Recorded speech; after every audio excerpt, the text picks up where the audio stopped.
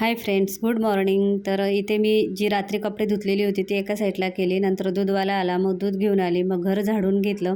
मग इथे मिठाचं पाणी केलं. त्याच्याने सर्व वस्तू जेवढ्या आहेत त्या सर्व पुसून घेतल्या.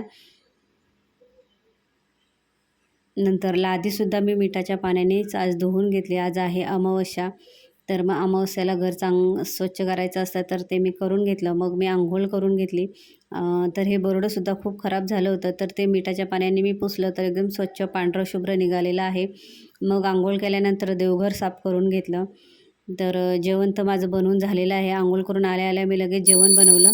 जेवण बनवून झाल्यावर देवघर मस्त स्वच्छ करून मग देवपूजा केली.